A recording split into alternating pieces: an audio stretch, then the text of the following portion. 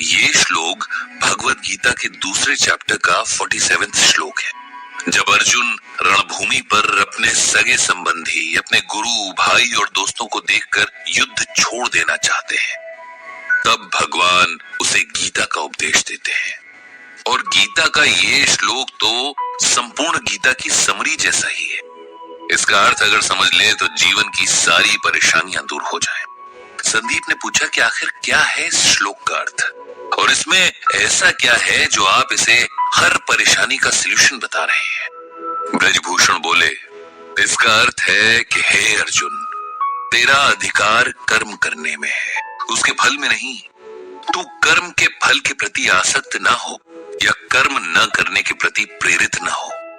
Simple words में कहें तो हम में से हर कोई कुछ भी करने से पहले उस काम के रिजल्ट के बारे में सोचता है। जैसे बच्चे पढ़ाई शुरू करने से पहले फर्स्ट आने की विश करते हैं। बिजनेसमैन दिन की शुरुआत में ही शाम तक मटेरियल पूरी तरीके से यूज हो जाने की विश करता है। इंजीनियर नक्शा बनाने से पहले ही कोई मास्टरपीस बनाने की ख्वाहिश रखता है। हाउसवाइफ सब्जी काटने से पहले ही सोचती है कि आज का खाना खाकर तो उसका परिवार उसकी तारीफ करेगा। हर कोई अपने हर काम से अच्छे फल की उम्मीद करता है, जबकि हमारे हाथ में सिर्फ और सिर्फ अपना काम करना है। उसका रिजल्ट क्या मिलेगा, कैसा मिलेगा, कैसे मिलेगा, इस पर ना तो हमारा कोई कंट्रोल है और ना ही राइट। ये सुनकर संदीप बोला, अगर हम रिजल्ट की इच्छा ही नहीं रखेंगे तो उस काम के लिए मोटिवेशन क्या रह जाएगा। ऐसे तो हम कोई भी काम बस टाइम पास के लिए ही करेंगे, नहीं? ब्रजभूषण जी बोले, नहीं, इसका ये मतलब नहीं कि हम अपने काम में इंटरेस्ट ना लें या अपने एफर्ट्स में कमी करें। इसका मतलब ये है कि हम ये समझ लें कि हमारे कंट्रोल में सिर्फ हमारा काम है।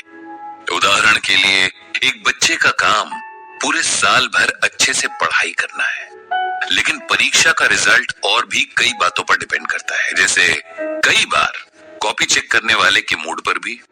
ऐसे में यदि नंबर उस बच्चे की एक्सपेक्टेशन से कम आ जाते हैं तो उसे ना तो अपनी एबिलिटी पर शक करना है, ना ही आगे मेहनत करने में कोताही करनी है। हमें हर हाल में अपना बेस्ट देना है। उसके बाद क्या होता है ये ईश्वर पर छोड़ देना है। किसान जब खेत में बीज बोता है, रात रात जागकर फसल को पानी देता है, तब वो अपना काम कर रहा है।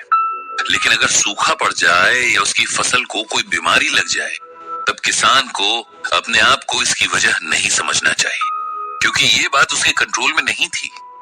जीवन में बहुत कुछ ऐसा है जिस पर हमारा कोई वश नहीं है, लेकिन खुद पर और अपने कर्म पर हमारा पूरा वश है। इसीलिए उसमें कमी नहीं रहनी चाहिए।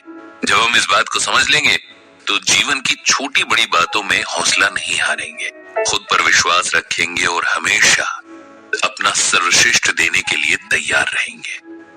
ब्रजभूषण जी की बातों ने संदीप पर जादू जैसा असर किया।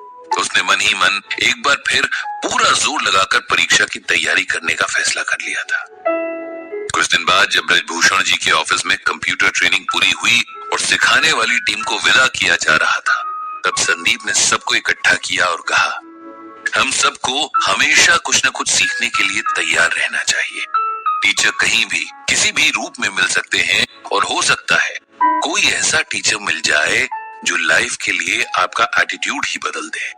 मुझे भी यहाँ एक गुरु मिले जिन्हें जीवन का बहुत एक्सपीरियंस है और इस अनुभव को बांटना भी आता है। ये गुरु हैं ब्रजभूषण जी, जिन्हें मैं आज से पंडित जी कहकर पुकारूंगा, क्योंकि पंडित का अर्थ होता है ज्ञानी, ज्ञान देने वाला। साथ ही गुरु दक्षिणा में मैंने उनके लिए एक ब्लॉग तैयार किया।